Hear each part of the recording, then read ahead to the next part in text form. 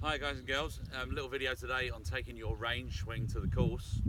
Um, First of all, this is one of the biggest questions that we get, or one of the biggest dilemmas that we see people have. I hit it well on the range, but I can't take it to the golf course.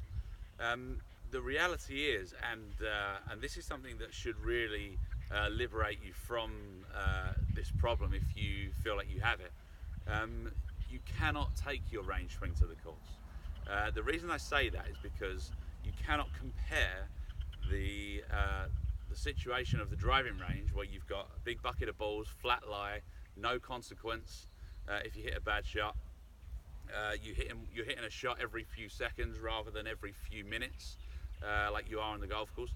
It's just infinitely more difficult to play golf than it is to hit balls in a driving range. So first of all, put your mind at ease and accept the fact that your driving range swing is not going to match your swing on the golf course. So stop feeling like this is a problem for you. Now, the problem really is that you don't hit it well enough on the golf course. So this goes back to then maybe adjusting the way you practice.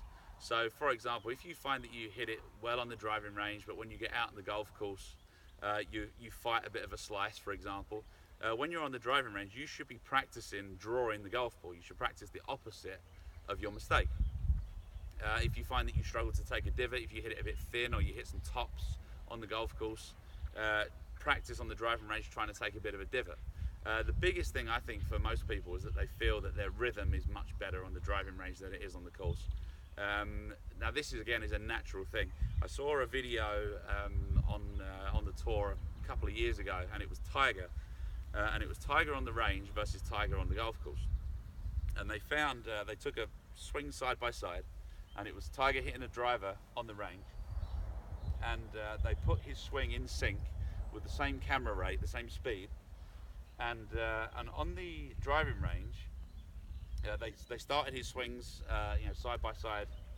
Started them at the same time, and by the time he'd got to there in his downswing on the course, he'd already hit it. So his rhythm and his swing speed overall was increased quite a lot from the driving range to the golf course. So this is arguably the strongest uh, mentally that a player has ever been. People talk about Tiger being the most mentally strong, or they did talk about Tiger being the most mentally strong player ever. And even Tiger is not taking his range swing to the course.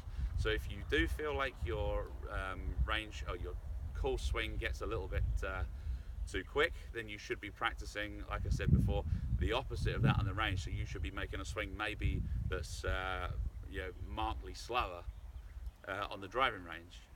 So it's a little bit of food for thought there. Stop trying to take your driving range swing to the course. Stop driving yourself crazy about not taking your driving range swing to the course, and practice to play better. So don't just practice to hit the ball well on the range. Practice the opposite of your bad shot on the course, and you'll do a much better job of playing well when you're out there.